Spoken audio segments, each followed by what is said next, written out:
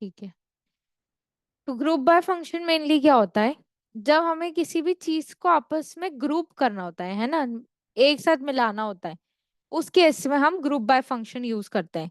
Group का मतलब समझ ही आ रहा होगा आपको, कि जैसे हम क्लास ले लेते हैं, है ना, कोई भी एक क्लास में एक रो के बच्चे एक ग्रुप होते हैं, दूसरे रो के बच्चे दूसरे ग्रुप होते हैं, तीसरे रो के बच्चे तीसरा ग्रुप हो जाते हैं, है ना। तो ऐसे ही हमारा भी एक ग्रुप बनता है। तो ग्रुप बाय मेनली हम क्यों यूज करते हैं सीक्वल में। The group by clause is use to group rows in table based on one or more columns. ठीक है। तो रोज को हम ग्रुप करते हैं बेस्ड ऑन कॉलम्स। ठीक है, जैसे डिपार्टमेंट होगा, अब डिपार्टमेंट में मल्टीपल डिपार्टमेंट्स हैं, तो मैं क्या करूंगी, डिपार्टमेंट वाइज उनको ग्रुप कर दूंगी, कि एचआर डिपार्टमेंट का एक ग्रुप बन गया, आईटी डिपार्टमेंट का एक ग्रुप बन गया, मार्केटिंग डिपार्टमेंट का एक ग्रुप बन गया। तो मैंने ये ग्रुप कर दिया सारा। ठीक है। और उस पे अगर मेरे को कोई भी फंक्शन लगाना है या फिल्टर लगाना है, तो मैं उस पर्टिकुलर ग्रुप के ऊपर वो फिल्टर या फंक्शन लगा सकती हूँ। It aggregates data across the specified columns and performs aggregate function on them। ठीक है, तो इसमें बेसिकली एग्रीगेट फंक्शंस यूज होता है, और एग्रीगेट फंक्शंस हमारे कौन कौन से हैं, काउंट, सम, एवरेज, मीन, मैक्स, ये सारे हमारे एग्रीगेट फंक्शन होते हैं। The result set produced by a group by clause is a summary of data grouped by the specific column। ठीक है। तो इसमें जब भी हम कोई एक डेटा को ग्रुप बाय करते हैं, उसके हिसाब से हमें इसका आंसर मिलता है। तो अब हम इसके कुछ स्पेसिफिक क्वेश्चंस देख लेते हैं। Give me a minute।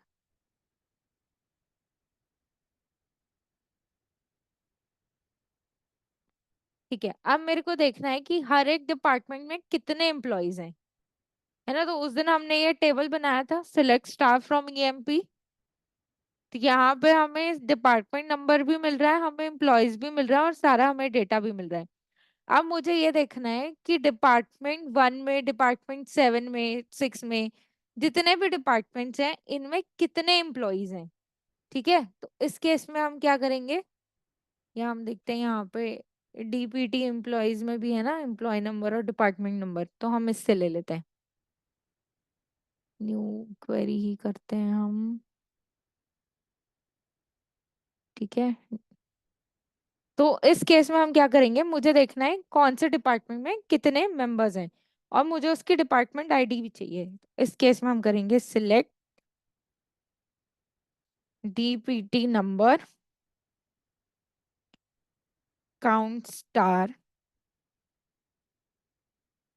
From, count star इसको लिख देते हैं as number of employees from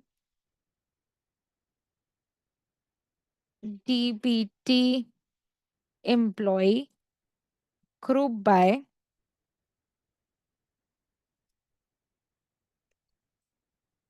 group by DPT number.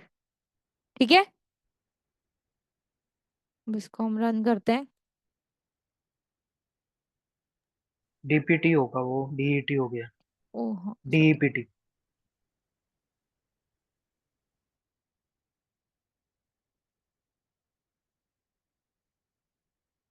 ठीक है, तो ये आ गया, डिपार्टमेंट वन में इतने एम्प्लॉयज हैं, डिपार्टमेंट टू में इतने, थ्री में इतने, four, five, six, seven, eight, nine. ठीक है, सारा मुझे डेटा दे देगा कि कौन से डिपार्टमेंट में कितने एम्प्लॉयज हैं। ठीक है, अगर मुझे ऐसे डेटा निकालना है तो मैं इस हिसाब से निकाल सकती हूँ, right. Tania, is it hmm. Similar to order by command, नहीं। Group by? No. Order by में हमने क्या किया था, ऑर्डर बाय में, अब देखो चलो ठीक है, order by department number descending. ठीक है, अब मैं इसको एग्जीक्यूट करती हूँ। क्या डिफरेंस आया देखो। अच्छा, order by department number. Order by का मतलब होता है कि हमें किस सीक्वेंस में वो चाहिए डेटा, है ना। ओके हमें ओके, हाँ। असेंडिंग में चाहिए या डिसेंडिंग में चाहिए, किस सीक्वेंस में चाहिए।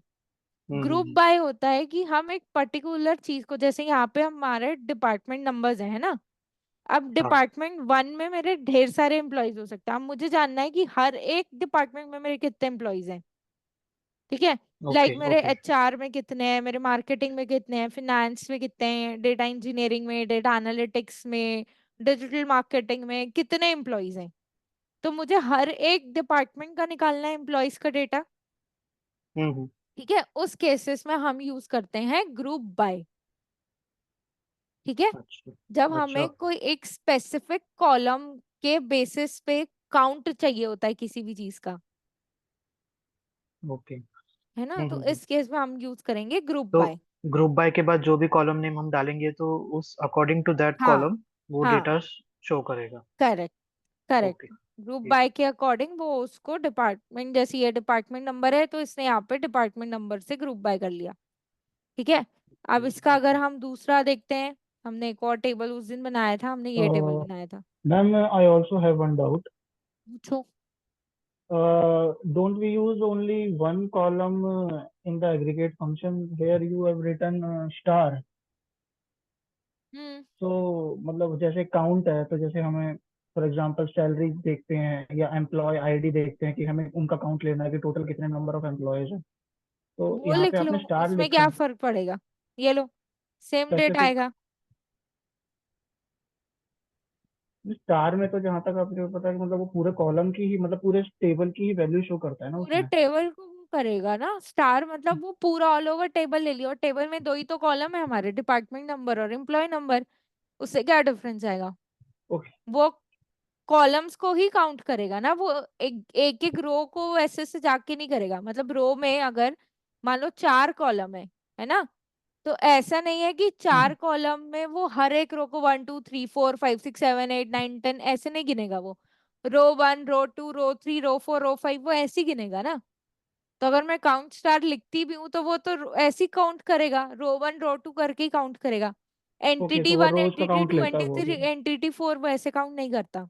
ओके, वो रोज को काउंट करता है। हाँ, रोज को काउंट करता है, एंटिटी को काउंट नहीं करता है। ओके। ठीक है। उस दिन हमने एक और टेबल क्रिएट किया था, सिलेक्ट स्टार फ्रॉम ईएमपी करते हैं, और इससे अब हम कुछ ग्रुप करने की कोशिश करते हैं। ठीक है। यहाँ पे हमारा ये वाला टेबल आ गया।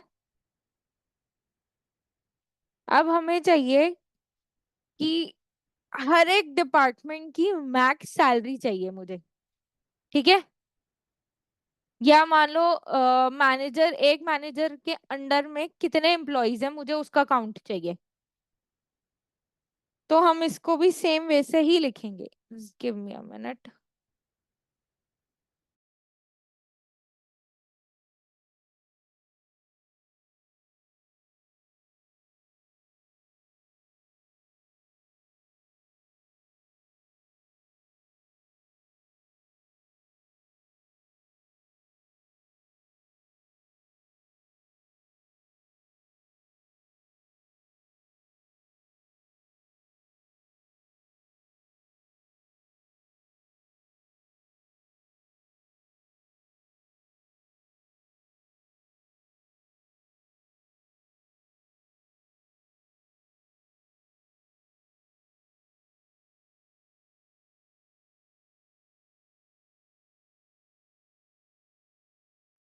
ठीक है, अब मेरे को ये जानना है कि एक एम्प्लॉय, एक सॉरी, एक मैनेजर के अंडर कितने एम्प्लॉयज हैं। ठीक है। तो उसको मैं कैसे लिखूंगी। सिलेक्ट मैनेजर नंबर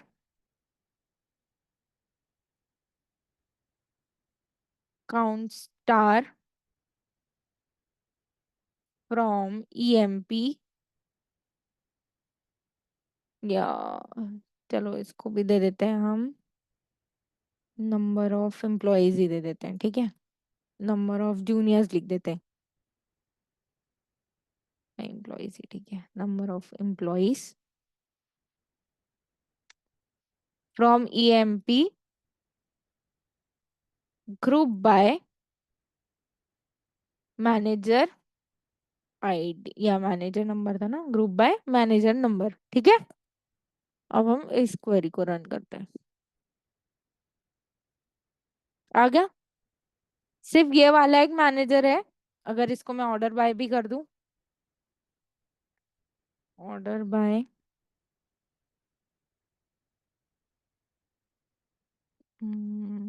इसको क्या ऑर्डर बाय करें, मैनेजर आईडी कर लेते हैं चलो, मैनेजर आईडी डिसेंडिंग।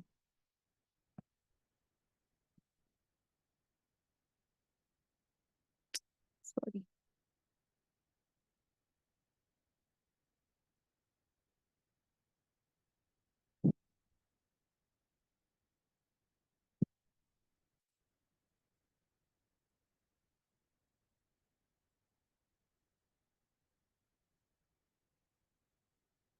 कोई बात नहीं, इसको ये स्क्रिप्टिंग चेंज हो गया ना, इसको फिर से वो कर लेते हैं।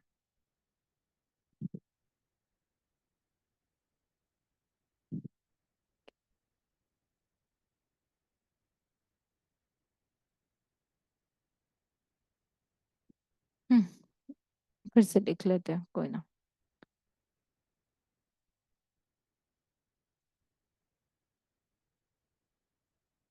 Manager number, count star from EMP group by, manager number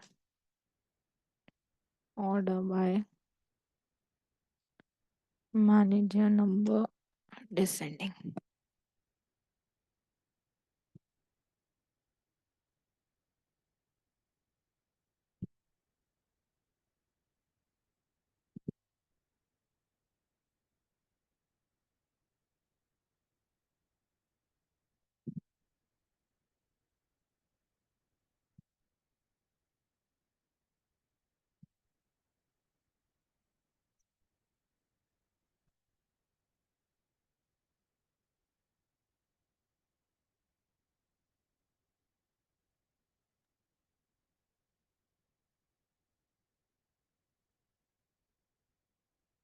okay.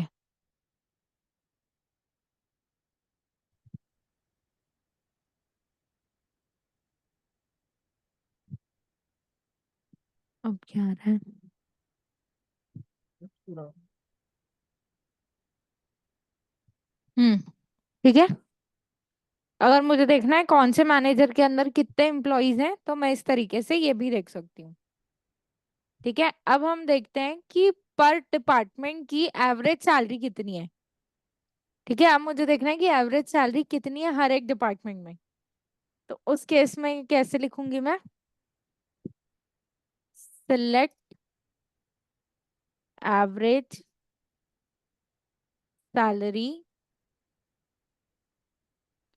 सबसे पहले आएगा department number, average salary from EMP group.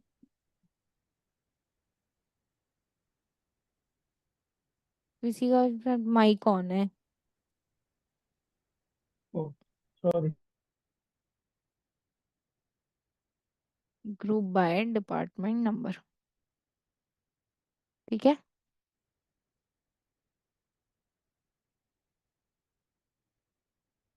इस केस में देखो सारे डिपार्टमेंट्स की एवरेज सैलरी आ गई। ठीक है,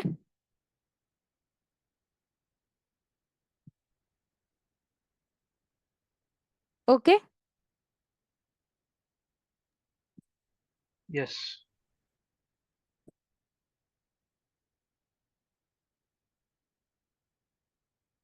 ठीक है, जिसकी पहली है उसकी आ गई, ऑर्डर बाय कर दिया मैंने।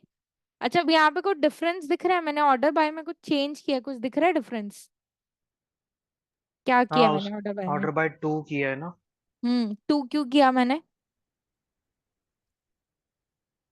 ये डेसिमल का कुछ है क्या ये इसमें? नहीं, इसमें ये है, अगर मुझ जैसे अब यहाँ पे देखो, अब ये एवरेज सैलरी मेरे लिए इतना बड़ा है लिखना। ठीक है, करेक्ट।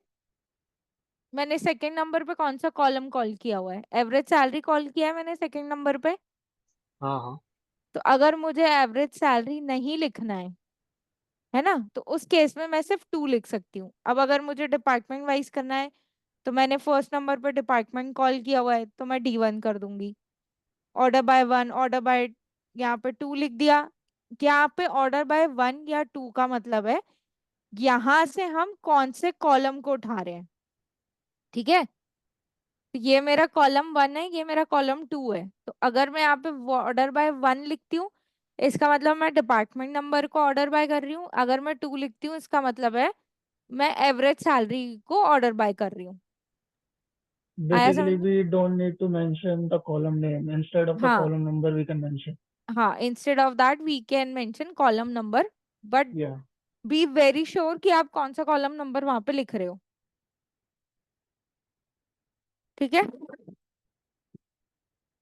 ग्रुप बाय समझ में आ गया ना।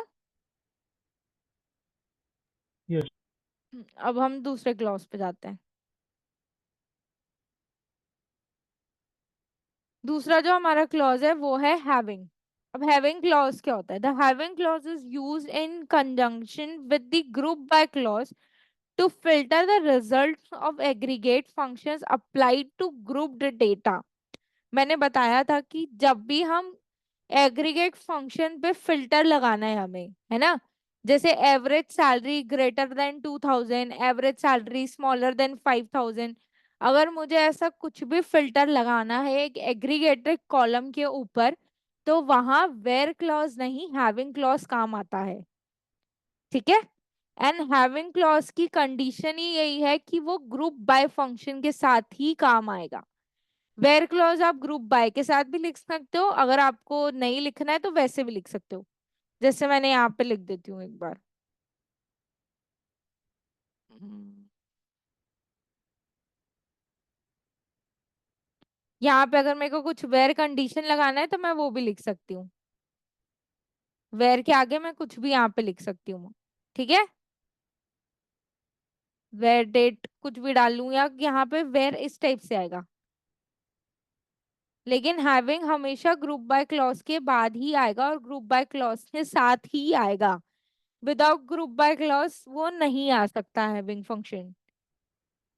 ठीक है, मैम, एक ही क्वेरी में वेयर और हैविंग बोथ क्लॉज आ सकते हैं? दोनों क्यों लिखने हैं? फिर फिल्टर्स का मतलब क्या हुआ? हाँ, सो दैट्स व्हाई आप बोल रहे हैं ना, यहाँ पे अगर ग्रुप वाइज से पहले वेयर लिखेगा तो उसके बाद हैविंग लगेगा।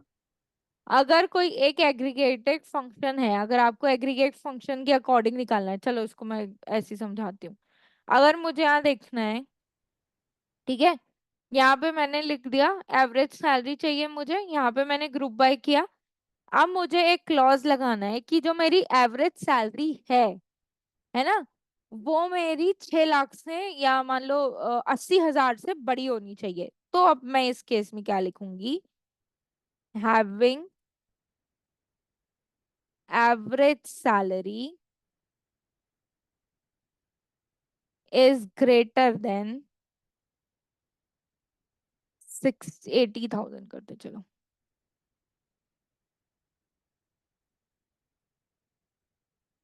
sorry। ठीक है,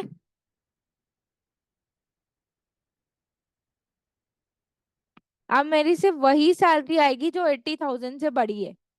अगर मुझे 80,000 से छोटी चाहिए, सॉरी छोटी है ये, है ना, 80,000 से मुझे वो सारी चाहिए जो 80,000 से बड़ी हो। ये हमने छोटा लगा दिया था, स्मॉलर देन लगा दिया था, अब हमने ग्रेटर देन लगाया। ठीक है,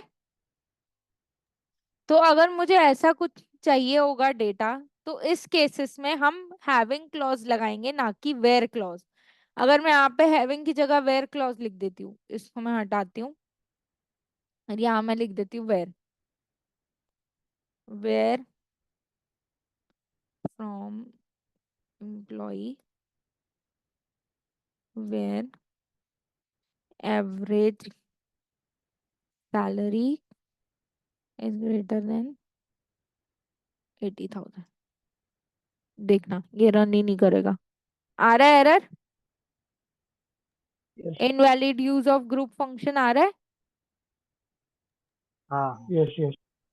तो यहाँ पे ये काम ही नहीं करेगा। जब भी हम कोई एग्रीगेट लेते हैं, एग्रीगेट कॉलम पे अगर फिल्टर लगाना है, उस केसेस में सिर्फ हैविंग क्लॉज ही यूज होगा, वेयर क्लॉज नहीं यूज होगा। एंड बिना ग्रुप बाय के हैविंग क्लॉज नहीं चलेगा, वो भी मैं दिखा देती हूँ।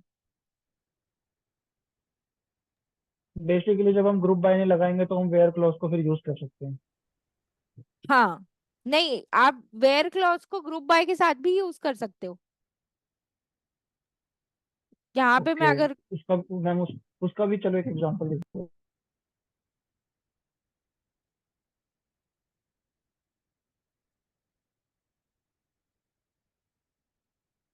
यहाँ चलो, मुझे यहाँ पे सिर्फ सैलरी चाहिए, मुझे एवरेज सैलरी नहीं चाहिए, ठीक है।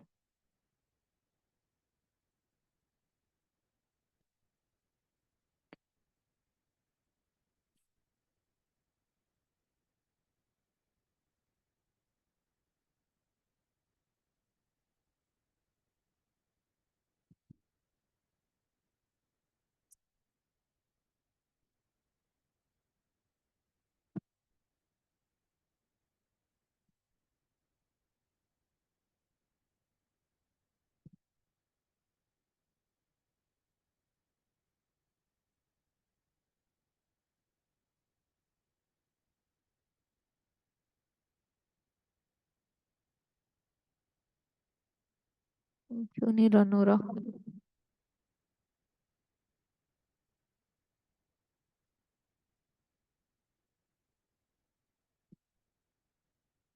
इसमें कुछ एरर आ रहा है, बट ये रन करता है, ठीक है। यहाँ पे अगर मैं सिर्फ वेयर क्लॉज के साथ भी ग्रुप बाय लगाऊं तो ये काम करेगा इजीली, इसमें कोई प्रॉब्लम नहीं होती है। मैम इसमें सैलरी वाला अगर आप हटा दो तो मे भी शायद रन कर जाए। उससे कुछ नहीं होगा, एक मिनट। इसमें अगर मैं लिख दूं where DBT number is greater than D0021,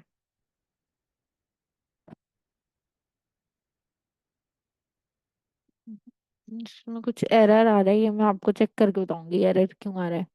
but ये रन करता है ऐसे ही, उसमें एरर आना नहीं चाहिए, ये इजिली रन करता है।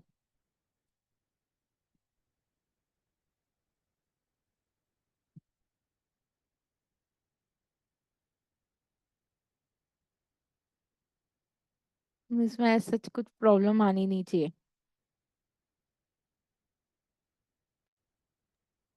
सिंटैक्स भी करेक्ट है, एरर तो नहीं आना चाहिए था।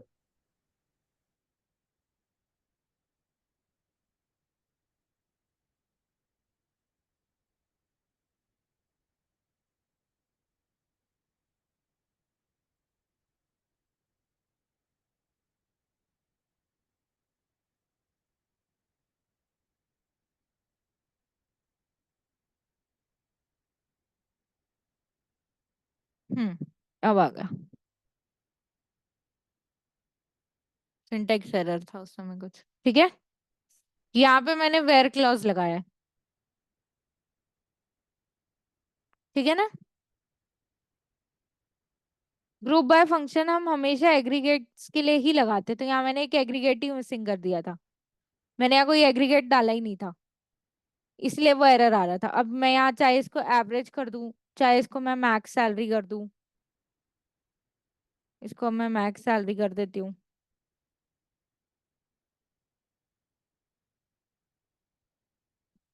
ठीक है। ये वेयर क्लॉज में आ गया। अभी मैंने क्या किया, मैंने सिर्फ सैलरी पे फिल्टर लगाया है, मैंने मैक्स सैलरी पे फिल्टर नहीं लगाया है, मैंने एग्रीगेशन कॉलम पे फिल्टर नहीं लगाया, मैंने नॉर्मल कॉलम पे फिल्टर लगाया है, इसलिए यहाँ पे मैं वेयर क्लॉज लिख सकती हूँ। लेकिन अगर मुझे मैक्स सैलरी पे फिल्टर लगाना होगा तो मुझे हैविंग क्लॉज ही लिखना पड़ेगा, ठीक है। बेसिकली अभी तो यहाँ पे मैं इतना समझाऊं कि अगर आपको ग्रुप बाय क्लॉज यूज करना है ना तो आपको उसके साथ एग्रीगेट फंक्शन यूज करना ही पड़ेगा। करेक्ट। और आप उस पे एग्रीगेट फंक्शन पे जो आप कंडीशन लगाओगे ना वो सिर्फ आप हैविंग में लगा सकते हो। सॉरी। जो आप एग्रीगेट फंक्शन में जो क्लॉज जो लगाओगे है, हाँ, मतलब फिर आप वो वेयर के साथ यूज नहीं कर सकते, फिर आपको हैविंग लगाना ही पड़ेगा। Correct, correct. ठीक है, अब इसका हम एक दो क्वेश्चंस और देखते हैं। सबसे इम्पोर्टेंट क्वेश्चंस इसमें एक जो आता है वो आता है कि फाइंड द डुप्लीकेट्स, ठीक है, इन द टेबल। ठीक है, डुप्लीकेट कॉलम्स टेबल पे फाइंड करो। सबसे इम्पोर्टेंट क्वेश्चन यही आता है ना। तो इस केस में हम कैसे करेंगे वो हम देखते हैं। मुझे वो करना है, अगर मेरे कोई भी टेबल में डुप्लीकेट एंटिटीज हैं, है ना, तो मुझे वो डुप्लीकेट एंटिटीज को सर्च करना है। तो उस केस में हम कैसे करेंगे, मुझे चाहिए यहाँ पे डिपार्टमेंट का नंबर चाहिए, एम्प्लॉय का नंबर चाहिए, फिर मुझे सैलरी चाहिए, मैंने लिख दिया काउंट स्टार, ये सबका मुझे काउंट चाहिए। फ्रॉम किससे चाहिए, मुझे ईएमपी टेबल से चाहिए। ठीक है, और कंडीशन क्या लगानी है मुझे अब मुझे इसमें ग्रुप बाय की कंडीशन लगानी है। ग्रुप बाय,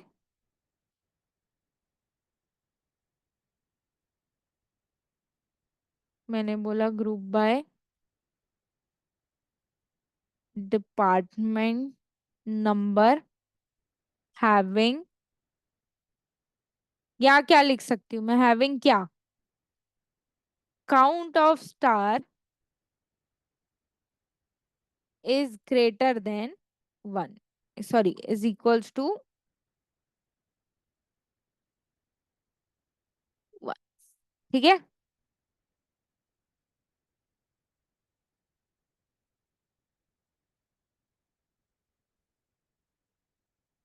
ठीक है, अगर मुझे देखना है कि डुप्लीकेट्स है कि नहीं, अगर मैंने बोल दिया ग्रेटर देन 1, तो ये मुझे डुप्लीकेट शो करेगा, अगर इसमें कोई डुप्लीकेट होगा तो। बट इसमें तो कोई डुप्लीकेट ही नहीं है, इसलिए मुझे शो ही नहीं करेगा।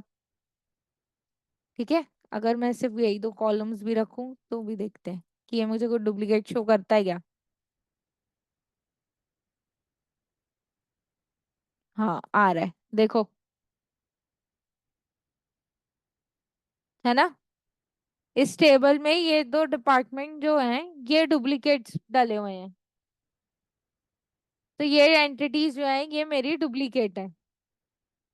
अगर मुझे यहाँ पे एम्प्लॉय आईडी भी चाहिए, तो मैं यहाँ लिख सकती हूँ एम्प्लॉय नंबर, और ग्रुप बाय मैंने कर दिया डिपार्टमेंट नंबर,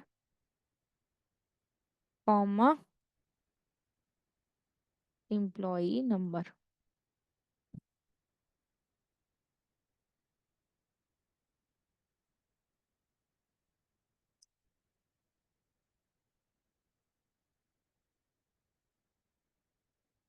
ठीक है, अभी कुछ नहीं है इसलिए नहीं आ रहा, इसको हम हटा देते हैं। मुझे अगर कुछ भी डुप्लीकेट चाहिए तो मैं इस टाइप से डुप्लीकेट्स फाइंड कर सकती हूँ। मैम मेरा एक डाउट ठीक- था कि जो ग्रुप बाय फंक्शन है वो हम मल्टीपल कॉलम्स पे एक साथ अप्लाई कर सकते हैं? हाँ, कर सकते हैं, तो जैसे भी यहाँ पे यहाँ हम अप्लाई कर रहे हैं तो एरर शो कर रहा है ना। क्योंकि उसमें डुप्लीकेट्स नहीं है, वो सिंटेक्स एरर नीचे कुछ शो कर रहा है।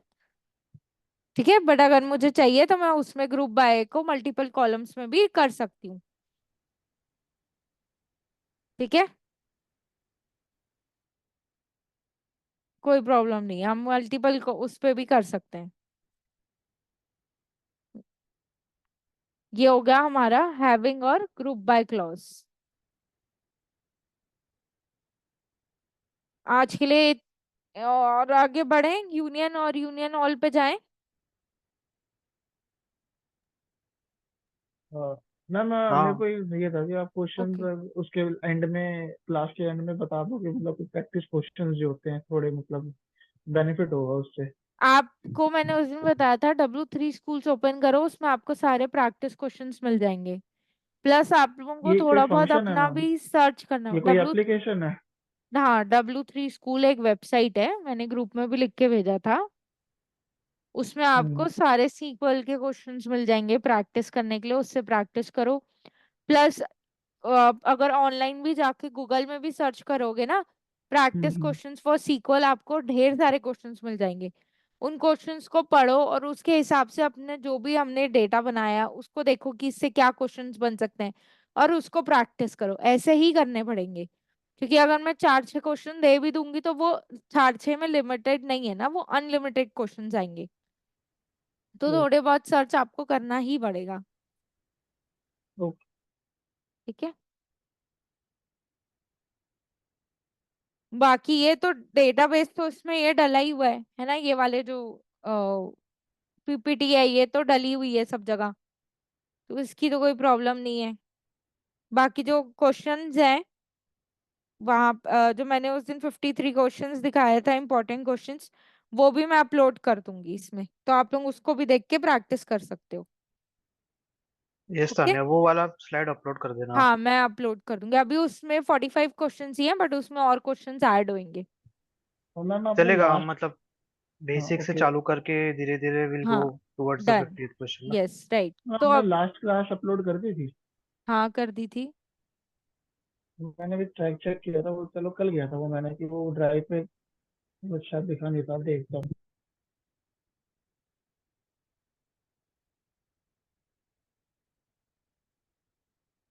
ठीक है, अब हम पढ़ेंगे यूनियन। तो यूनियन बेसिकली क्या काम करता है। मान लो मेरे पास दो टेबल्स हैं, ठीक है। अब मेरे पास एक स्कूल में एक क्लास फिफ्थ की मेरे पास 4 सेक्शंस है। ठीक है, section A, section B, section C और सेक्शन डी। अब क्या हो रहा है, अब मुझे इन सारे सेक्शंस को मर्ज करके सिर्फ 2 सेक्शंस में कन्वर्ट करना है। तो मुझे ए और बी को आपस में मर्ज करना है और सी और डी को आपस में मर्ज करना है। ठीक है। तो उस केसेस में, ऐसे सिनेरियोज में हम यूज करते हैं यूनियन का। अब यूनियन की अपनी कुछ कंडीशंस होती हैं। तो यूनियन की क्या कंडीशंस है और यूनियन क्या है, एक बार फिर से बता देते हैं। The union operator is used to combine the result set of 2 or more select statement. ठीक है। तो दो या दो से ज्यादा सिलेक्ट स्टेटमेंट के रिजल्ट्स को कंबाइन करता है union function. So every select statement within union must have the same number of columns. इसमें ये होता है कि जितने भी आपके सिलेक्ट स्टेटमेंट आप यूज कर रहे हैं या जितने भी आप टेबल यूज कर रहे हैं, ठीक है। अब जैसे मेरा section A, section B, section C और सेक्शन डी है, इन सब का मेरा कॉलम जो है या मेरा डेटा सेट जो है कि एक में होना चाहिए मेरा रोल नंबर, फिर name, first name, last name और उनका डेट ऑफ बर्थ। ठीक है। तो मेरे सारे सेक्शंस का डेटा सेट इसी तरीके से होना चाहिए। अगर डेटा सेट डिफरेंट होगा तो वो आपस में मर्ज नहीं होगा। ये यूनियन का रूल होता है। The column also must have similar data sets. अब डेटा सेट्स का क्या मतलब है, अगर मान लो एक में जो नेम है ना, या एक में जो मेरा कॉलम है डेट ऑफ बर्थ कॉलम जो है वो मेरा इंट टाइप का है, और दूसरे में मेरा, रुको मैं एक बार नोटपैड खोल के समझा ही देती हूँ तो समझ में आ जाएगा।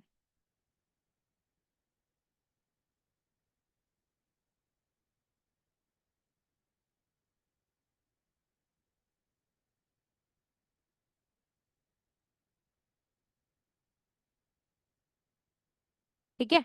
अब मान लो जैसे मेरी है क्लास ए, तो क्लास ए में मेरा सबसे पहला है रोल नंबर, फिर है first name, then last name and then date of birth. ठीक है। तो मेरा सारा सेक्शन का डेटा एज इट इज ही होना चाहिए। अब मेरा क्लास बी का भी सेम ही होना चाहिए। क्लास बी में भी मेरे पास होना चाहिए सबसे पहला रोल नंबर, फिर मेरे पास होना चाहिए फर्स्ट नेम, देन मेरे पास होना चाहिए last name and then date of birth. ठीक है। तो सारी क्लासेस में मेरा जो कॉलम है और कॉलम का नेम है वो ऐसा ही होना चाहिए। ठीक है। अब डेटा टाइप का क्या मतलब होता है? अब मान लो यहाँ पे डेट ऑफ बर्थ जो है ये मेरी डेट टाइप है, और यहाँ पे मान लो ये मेरा इंट टाइप है। ठीक है, तो इस केस में ये दोनों यूनियन नहीं होगा। ठीक है ना, क्योंकि मेरा डेट का जो यहाँ पे डेट ऑफ बर्थ का जो टाइप है, डेटा टाइप, वो डिफरेंट है। या तो यहाँ पे भी इंट हो या यहाँ पे भी डेट हो। अगर यहाँ पे भी मेरा डेट होगा तभी ये ज्वाइन होगा, वरना ये ज्वाइन नहीं, मतलब यूनियन नहीं होगा। ठीक है, वही इसका मतलब है। So the column in every select statement must also be in the same order. Same order का क्या मतलब है? कि यहाँ पे जैसे ये है ना, roll number, first name, last name और डेट ऑफ बर्थ, तो यहाँ पे भी एज इट इज ही होना चाहिए। अगर मान लो मेरा क्लास सी में है, क्लास सी में आ गया मेरा roll number, last name,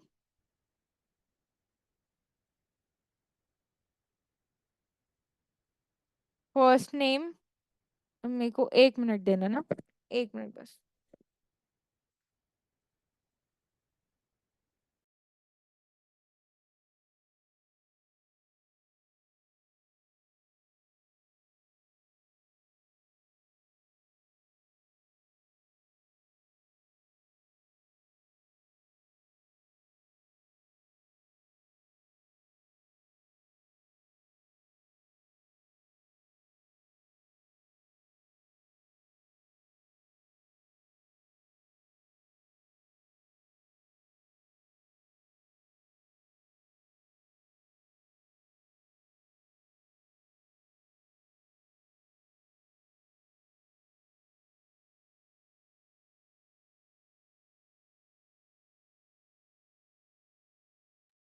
sorry, start करते हैं दोबारा।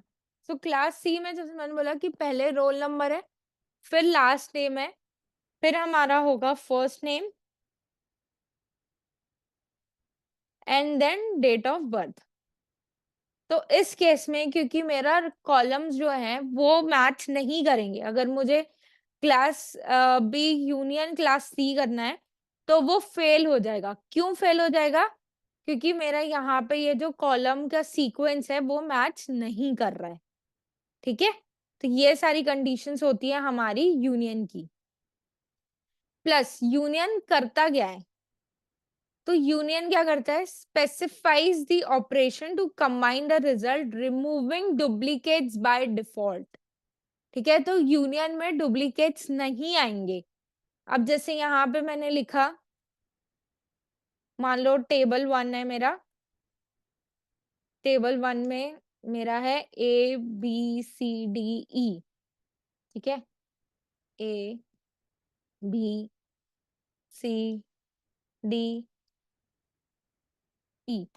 और मेरा टेबल 2 में है, टेबल 2 में है मेरा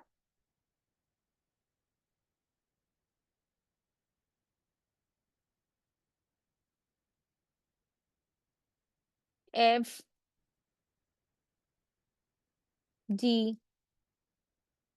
है ना।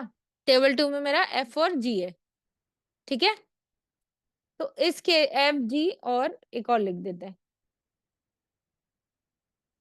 टेबल 2 नीचे ही बना देती हूँ, बेटर होगा।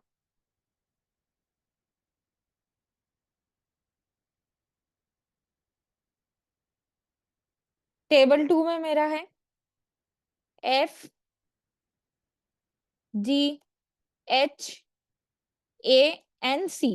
ठीक है, तो अब जब मैं करूंगी table A union table B, table 1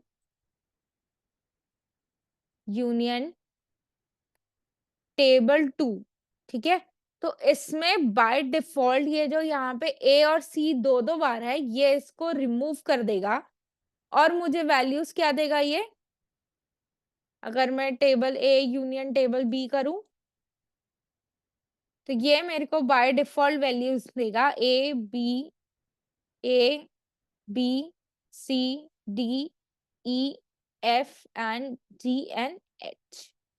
ठीक है, ये ऊपर वाला A और C को नीचे वाले A और C से हटा देगा, एक ही बार आएगा अगर मैं यूनियन कर रही हूं तो।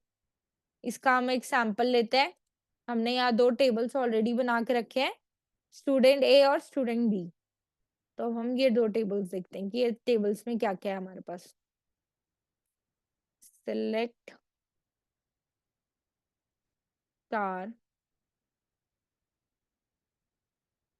From student A। ठीक है, तो मेरे पास स्टूडेंट A में क्या है, 1 1 1 2 नल 3। ये मेरे पास एक आईडी है स्टूडेंट 1 में। और अगर मैं स्टूडेंट B में देखूं तो मेरे पास आईडी है 1 1 2 2 3 नल नल। ठीक है, तो अब इस केस में क्या होगा, जब मैं करूंगी select star from student A union select star from student B, तो देखो क्या रिजल्ट आएगा।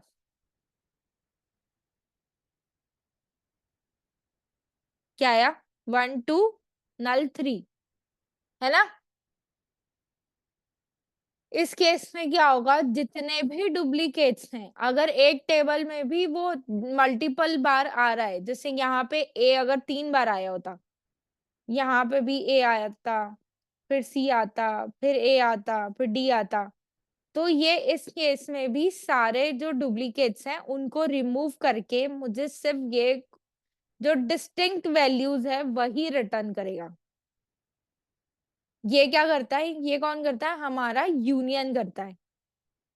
तो आप भी ऐसी एक रफ टेबल बना लेना, कोई भी एम्प्लॉय 1 एम्प्लॉय 2 या स्टूडेंट 1 स्टूडेंट 2 जो भी आपको बनानी हो वैसे बना लेना एंड उसमें इसको प्रैक्टिस करना। ठीक है, तो कभी भी हमारे पास दो सिमिलर डेटा सेट्स होता है जिन्हें हमें कंबाइन करना होता है, तो उस केस में हम यूनियन लगाते हैं, ना कि जॉइन। ठीक है, ओके। एक हो गया हमारा यूनियन, दूसरा होता है हमारा यूनियन ऑल। ठीक है, तो यूनियन और यूनियन ऑल में सिर्फ इतना ही डिफरेंस होता है कि यूनियन जो है वो डुप्लीकेट रिमूव कर देता है, लेकिन यूनियन ऑल में सारी डुप्लीकेट वैल्यूज रहती हैं। तो अगर मुझे डुप्लीकेट वैल्यूज भी चाहिए तो मैं यूनियन ऑल करूंगी, लेकिन अगर मुझे सिर्फ और सिर्फ स्पेसिफिक वैल्यू चाहिए तो मैं यहाँ पे यूनियन करूंगी। अब जैसे मैंने यहाँ लिख दिया यूनियन ऑल, देखो सारी डुप्लीकेट वैल्यूज आ गई।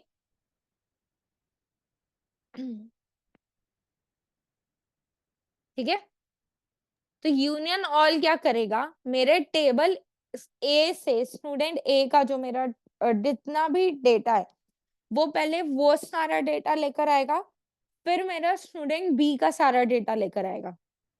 ठीक है, तो ये यहाँ पे डुप्लीकेट्स भी लेके आएगा यूनियन ऑल, बट यूनियन सिर्फ स्पेसिफिक वैल्यू लाता है, डिस्टिंक्ट वैल्यू, डुप्लीकेट वैल्यू नहीं लाता। डन, तो ये मैम हमारा मेरा एक कॉन्सेप्ट डाउट था। था, जैसे बोलो। आपने यूनियन ऑल बताया है या फिर यूनियन बताया, इसमें आपने एक कंडीशन बताई है कि आपको इसमें कॉलम लेन नेम जो है और हम्म डेटा जो टाइप है वो मतलब आपका सेम होना चाहिए। Hmm but in the condition where कि हमें दो टेबल्स को ज्वाइन मतलब ज्वाइन वो फिर ज्वाइन यूज करने पड़ेंगे ना, अगर कॉलम नेम वो अगर वो सेम नहीं हुआ हाँ, तो उस कंडीशन में फिर हम ज्वाइन यूज करते हैं। करेक्ट वेदर अगर हम सेम हुआ तो इसमें हम यूनियन यूज कर लेते हैं। करेक्ट। तो मैम अगर जैसे फुल एक को फुल ज्वाइन होता है तो ये यूनियन और फुल ज्वाइन सेम ही जब होता है मुझे ना? सारा डेटा ज्वाइन करना है ना, जब मुझे सारा का सारा डेटा ज्वाइन करना है और मुझे ओके। पता है कि मेरा सारे कॉलम्स की वैल्यू, मतलब मेरे सारे कॉलम्स के नेम सेम है, मेरे दोनों टेबल में कॉलम वैल्यूज सेम है, उनका जो डेटा टाइप है वो सेम है, जब ये हम्म। सारी कंडीशंस मेरी ट्रू होती है और मुझे पूरा एक टेबल और दूसरे टेबल को आपस में ज्वाइन करना है, तो उस केस में हम यूनियन यूज करते यूनियन। हैं अगर हमें डुप्लीकेट वैल्यूज नहीं चाहिए। अगर हमें डुप्लीकेट वैल्यूज चाहिए तो हम यूनियन ऑल यूज करते हैं। लेकिन अगर हमारी ये कंडीशंस फुलफिल नहीं होती है ना, हमारा डेटा टाइप अलग है, हमारे कॉलम टाइप्स अलग है, हमारा टेबल साइज अलग है, स्कीमा अलग है, सब कुछ अलग है, तो उस यस, केसेस में हम जॉइंस यूज करते हैं। जॉइंस यूज करके। हाँ। तो मैंने मैम फुल जॉइन जैसे मतलब मैंने इसमें यूज किया था, लेकिन हम्म। फुल जॉइन करके ऐसे दिखाया था, ये सिंटैक्स ही नहीं है फुल जॉइन। ये मतलब इसमें सिंटैक्स में नहीं है, फिर मतलब ये कोई और में होता है वो। मैंने ट्राई किया था ऐसा, मतलब मैंने ऐसे किया था, मैंने एक ठीक टेबल है, किया था मैं कल उसमें। की क्लास में फुल जॉइन का एक आध क्वेश्चन करा दूंगी, ओके। तो आपको समझ में आ जाएगा।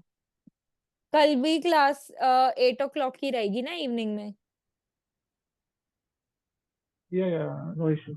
हाँ, संडे आई ट्राई कि आफ्टरनून की क्लास हो जाए।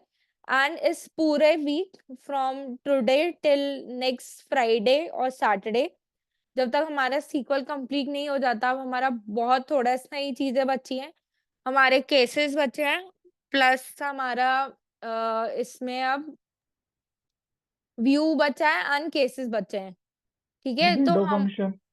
हाँ, विंडो फंक्शंस बचे हैं हमारे, व्यूज और केसेस बचे हैं।